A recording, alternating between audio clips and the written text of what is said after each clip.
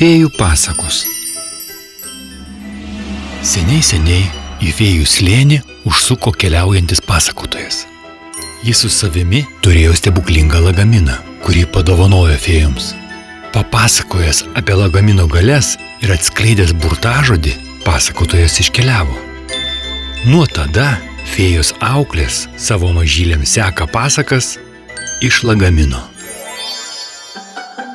Atėjus metui, viena iš auklių pranešė mažylėms, kad visi pakankamai paaugo ir laikas jiems klausytis pasakų. Tada jie atsinešė lagaminą, paragino visus susėsti rateliu ir ištarė burtažodį. Žodyje galia ir turtai. Juos ištarus vyksta burtai. Kaip kerėti, fėjos žino, kviečiam pasaką iš lagamino.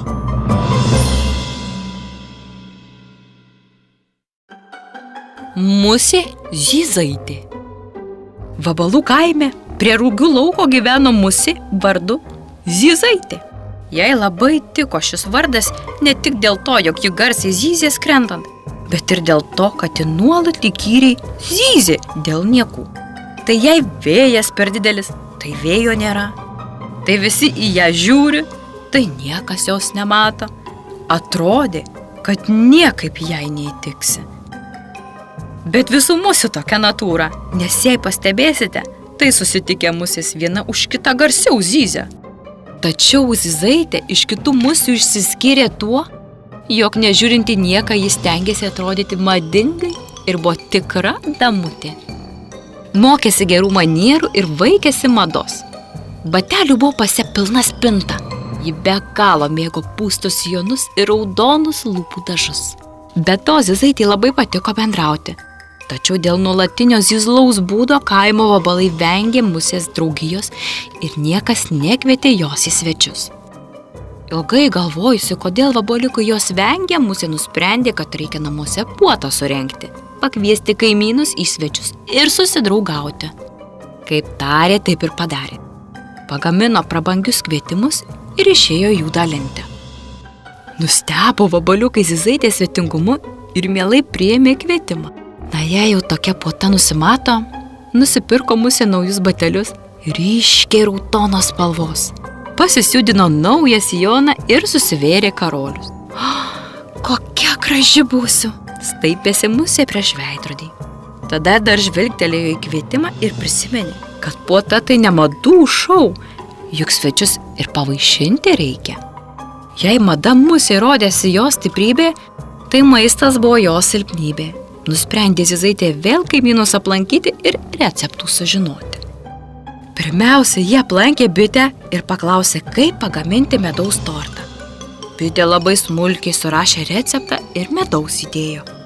O išeinant dar pridūrė, kad nepadaugintų nieko, apie ką recepte paminėta. Padėkojo musė ir išskubėjo pas drugelį naminio limonado recepto sužinoti. Drugelis mielai papasakojo, kaip limonadą gaminti. Na, galvojo musė, dabar tik baltos mišrainės trūksta. Bet receptą musė žino, nes lankėsi ne viename žmonių baliuje.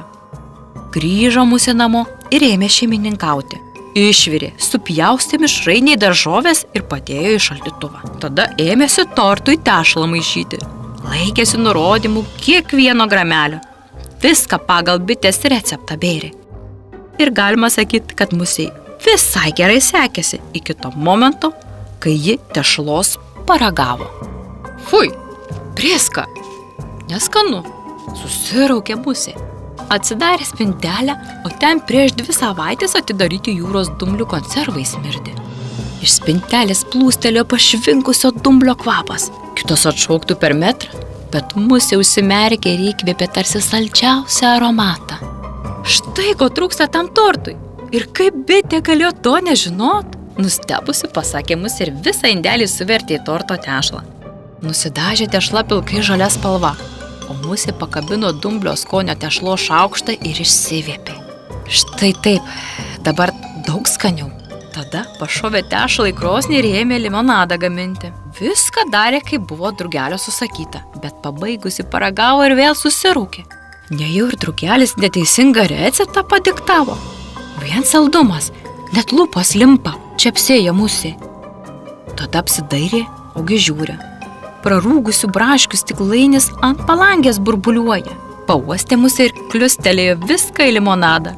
Išmaišė gerai, kol vanduo raugų parakvipo, paragavo ir pagaliau patenkinta ąsotį šaldytuvą pastatė. Bet šaldytuve akis užmatė suvytusių pomidorų, kuriuos ji neseniai šiukšlyne rado. Dirstelėjo musė į mišrainę, tada į pomidorus ir galvoja. Negi leisiu tokiems pomidorams visai supūti. Susmulkinsiu į baltą mišrainę, uždėsiu sočiai majonezo, niekas ir nepastebės. Kaip tarė, taip ir padarė. Nors nuo gausybės supuvusių pomidorų balta mišrainė tapo tarsi sriuba, musė jie atrodė tobulas patiekalas. O tuo metu pradėjo kepama tešla smirdėti. Musė vėl pasirodė, kad aromatas gardus. Pačiai net seilės tyso, o tuo tarpu Vabalų kaime tikras dvokas pasklido. Gyventojai namuose pasislėpė, visus langus ir duris užsidarė. Pasirodo, prarūgę dumbliai kaip reik sugadino medaus pyragą. Ir tai, kas musė atrodė puikus sprendimas, kaimui buvo dvokianti katastrofa. Ištraukė musė pilkos spalvos biskvitą, pasidžiaugė ir tortą pabarstė ant stalo likusiais trupiniais. Mišrainė virtusi supuvusių pomidorų sriuba, sugedusių jūros dumblių medaus tortas ir prarūgusių braškių limonadas buvo kuo gražiausiai paserviruoti ant stalo. Apie maisto skonio bjaurumą nebuvo net kalbos, o štai musė su raudonais bateliais atrodė tobulai. Bent baliui pasiruošti Zyzaitė spėjo laiku, todėl tupinėdama aplink stalą taisė servetėles ir vis dirsčiojo į veidrodį su pasimėgavimu nužvelgdama savo atvaizdą. Tačiau atėjus laikui į duris niekas nesibeldė. Laikrodis rodė, kad jau 30 minučių visi vėluoja, bet už durų buvo tylu kaip naktį. Musė dairės pro langelį ir į kiemą išbėgdavo, tačiau nepamatė ateinančio nei vieno svečio. Atsisėdo jį prie stalo, piršteliu perbraukė per tortą ir nulaižiusi jį atsituso. Tik staiga į duris kažkas pasibeldė. Musė striktelėjo, pasitaisė sijonėlį ir pravėrė duris. Vos tai padarė, iš karto į kambarį įsliūkino ilgakojis voras ir nužvelgęs namus tiesiu taikiniu nurėpliojo prie stalo. Zyzaitė tik pridarė duris ir atgavusi amą nedrąsiai paklausė. Aš nepamenu, kad būčiau jūs kvietusi, nutęsė ji drebančiu iš baimės balsu. O iš jaudulio vietoj S raidės jį visas išzyzdavo. O aš tai ką turiu, atsakė voras, ištiesdamas suglamžytą musės kvietimą.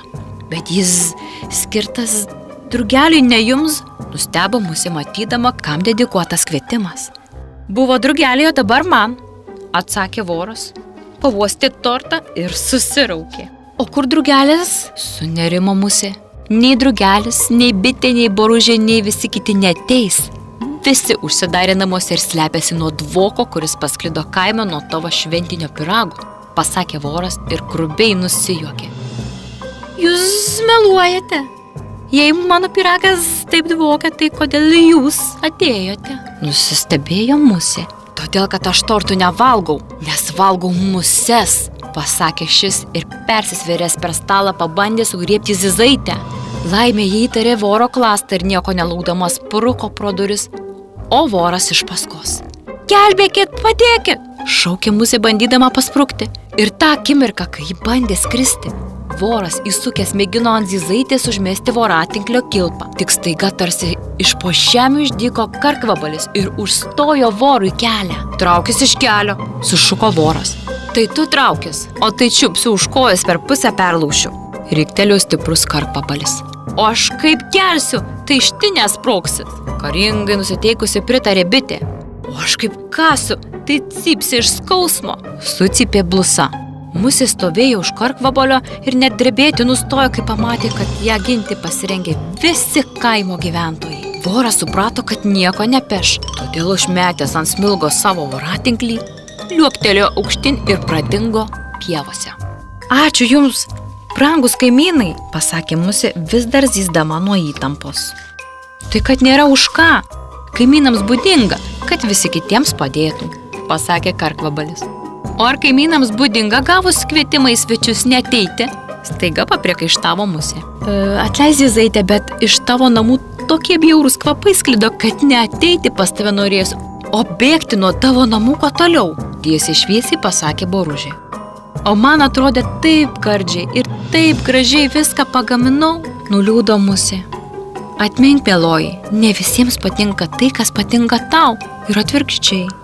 Todėl kartais reikia pagalvoti ir apie kaimynus, pasakė Karkvabalis.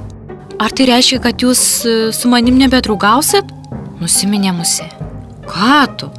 Maistas ne priežastis pyktis, mes juk galime šokti ir linksmintis. Sušuko Žiogas ir linksmai užgrojo smuikeliu. Prie jo prisijungė Boružėlių dūdų orkestras. Karkvabalis ėmė mušti būgnais, o bitės skambinti varpeliais. Ta diena vidury Vabalų kaimo vyko tikra puota. Iš kažkur atsirado ir vaišės, o visi vabaliukai trypė, šoko ir dainavo. O Musei nebuvo kada zysti. Ji taip linksminos ir šoko, kad net naujų batelių padai nuplyšo. Štai kokie yra geri kaimynai. Jie nepalieka nelaimėje, kai esi bėdoje ir nedaro tragedijos iš to, kad tavo tortas neskanus.